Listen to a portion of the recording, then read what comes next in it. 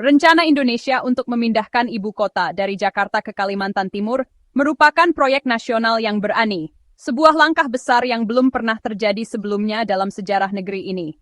Pemerintah membayangkan sebuah kota baru yang tidak hanya menjadi pusat pemerintahan, tetapi juga simbol kemajuan, inovasi, dan keberlanjutan.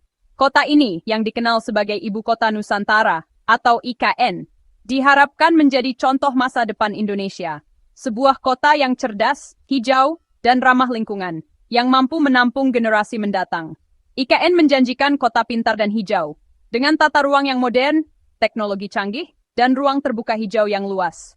Visi ini menawarkan harapan baru bagi Indonesia, di mana masyarakat dapat hidup berdampingan dengan alam, menikmati udara bersih, dan fasilitas publik yang terintegrasi. Namun di balik visi megah ini, ada tantangan besar yang tak bisa diabaikan. Transportasi. Kota baru yang megah tidak akan berarti jika masyarakat kesulitan untuk mencapainya. Saat ini, banyak warga Indonesia masih bergulat dengan kemacetan, keterbatasan akses, dan infrastruktur transportasi yang belum memadai. Sebuah ibu kota harus dapat diakses oleh semua, dari Sabang sampai Merauke.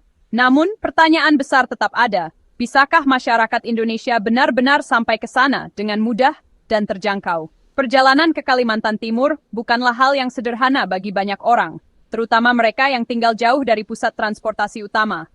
Pemerintah telah membangun apartemen, fasilitas umum, dan menetapkan jadwal yang ambisius untuk memindahkan ribuan pegawai negeri. Namun, membangun gedung-gedung tinggi dan infrastruktur fisik hanyalah satu bagian dari tantangan besar ini. Sebab, sebuah kota lebih dari sekadar bangunan. Ini tentang manusia, interaksi, dan pergerakan sehari-hari. Tanpa sistem transportasi yang efisien, nyaman, dan terjangkau, kehidupan di IKN tidak akan berjalan lancar. Tanpa transportasi yang kuat dan terintegrasi, IKN berisiko menjadi kantong terisolasi, bukan jantung negara yang hidup dan dinamis. Jalan-jalan yang sepi dan halte bus yang kosong bisa menjadi pemandangan sehari-hari jika akses tidak diperbaiki. Impian IKN bisa saja gagal, bukan karena desain arsitekturnya, tetapi karena tantangan sederhana dalam membawa orang ke sana. Masa depan ibu kota baru Indonesia sangat bergantung pada kemampuan kita membangun jembatan. Bukan hanya gedung, jembatan yang menghubungkan mimpi dengan kenyataan, dan seluruh rakyat Indonesia dengan pusat pemerintahan barunya. Jakarta, dengan segala kekurangannya, adalah contoh konektivitas yang luar biasa. Jutaan orang bergerak setiap hari melalui jalan, kereta api, bus, dan layanan transportasi daring. Aksesibilitas inilah yang menjadikan Jakarta pusat kehidupan Indonesia. IKN sebaliknya terisolasi. Tidak ada kereta komuter, tidak ada sistem bus terintegrasi, tidak ada jalan raya yang menghubungkannya dengan pulau-pulau lain. Satu-satunya pilihan nyata adalah udara dan laut. Keduanya terbatas dan mahal. Tanpa jaringan multimoda Jakarta, IKN tidak dapat meniru interaksi dinamis yang dituntut oleh sebuah ibu kota. Bagaimana sebuah kota dengan gitu sedikit titik akses bisa menjadi tempat pertemuan sejati bangsa? Anggota DPR Bambang Haryo Soekartono telah menjadi salah satu suara paling vokal dalam perdebatan tentang pemindahan ibu kota negara ke Ibu Kota Nusantara atau IKN.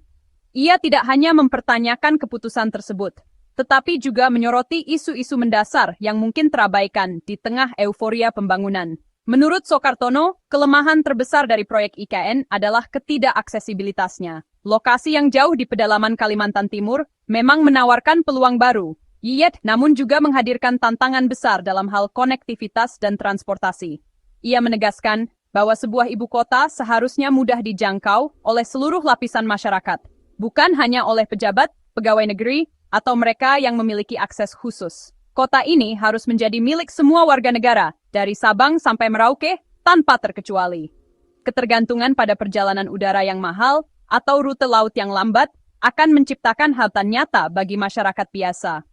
Banyak warga Indonesia yang tidak mampu membeli tiket pesawat secara rutin, sementara perjalanan laut memakan waktu berhari-hari dan tidak selalu nyaman atau aman. Soekartono menekankan bahwa ini bukan sekadar persoalan teknis infrastruktur, melainkan menyangkut prinsip kesetaraan sosial dan keadilan ekonomi. Jika akses ke ibu kota hanya terbuka bagi segelintir orang, maka akan tercipta jurang pemisah antara pemerintah dan rakyat. Ia memperingatkan, jika IKN sulit dijangkau, maka ibu kota baru ini berisiko menjadi zona eksklusif yang terputus dari kehidupan masyarakat luas. Pemerintahan bisa menjadi semakin jauh dari aspirasi rakyat yang seharusnya diwakilinya. Karena itu, Soekartono mendesak agar seluruh proses pembangunan dihentikan sementara dan dilakukan evaluasi menyeluruh. Ia meminta agar pemerintah benar-benar mempertimbangkan dampak jangka panjang sebelum mengalokasikan lebih banyak sumber daya ke proyek ini. Pesan utamanya sederhana namun mendalam. Jangan membangun rumah yang megah tanpa memastikan ada jalan yang layak menuju pintu depannya. Sebuah ibu kota harus menjadi pusat yang terbuka, mudah diakses, dan baik supply awasat Indonesia. Kritikus memperkirakan bahwa jika hanya 2 juta orang perlu melakukan perjalanan ke IKN setiap hari, tantangan logistik dan keuangan yang dihadapi akan sangat besar. Bayangkan, setiap hari jutaan orang harus mengatur jadwal, membeli tiket, dan menempuh perjalanan jauh hanya untuk mengakses pusat pemerintahan baru. Ini bukan hanya soal memindahkan orang, tapi juga soal menggerakkan ekonomi, waktu, dan sumber daya dalam skala yang belum pernah terjadi sebelumnya. Biayanya bisa mencapai 8 triliun rupiah per hari, hampir 3.000 triliun per tahun. Angka ini setara dengan anggaran tahunan beberapa kementerian besar, dan akan menjadi beban berat bagi negara, perusahaan, dan individu. Setiap rupiah yang dikeluarkan untuk perjalanan berarti ada pengorbanan di sektor lain, seperti pendidikan, kesehatan, atau infrastruktur. Angka-angka ini menyoroti tekanan ekonomi dari ketergantungan pada perjalanan udara yang mahal. Harga tiket pesawat yang terus naik, terutama saat permintaan melonjak, bisa membuat perjalanan ke IKN menjadi kemewahan yang hanya bisa dinikmati segelintir orang. Biaya perjalanan yang tinggi dapat menghambat bisnis, menghalangi partisipasi warga, dan membebani perekonomian. Banyak pelaku usaha kecil dan menengah mungkin akan berpikir 2 kali sebelum melakukan perjalanan ke IKN, karena biaya yang tidak sebanding dengan manfaat yang didapat. Perusahaan dan masyarakat sipil mungkin memilih untuk tidak berinteraksi dengan pemerintah. Ruang-ruang publik dan kantor pemerintahan bisa menjadi sepi, karena warga merasa akses terlalu sulit dan mahal.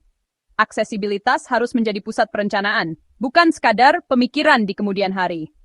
Perlu ada strategi transportasi massal yang terjangkau, efisien, dan ramah lingkungan, agar semua lapisan masyarakat bisa terlibat. Tanpa pilihan yang terjangkau, banyak orang akan merasa terasing dari pusat kekuasaan. Kesenjangan antara pemerintah dan rakyat bisa semakin melebar, hanya karena hambatan biaya dan jarak. IKN berisiko menjadi ibu kota termahal di dunia untuk dikunjungi. Jika tidak ada solusi, kota ini bisa menjadi simbol eksklusivitas, bukan keterbukaan.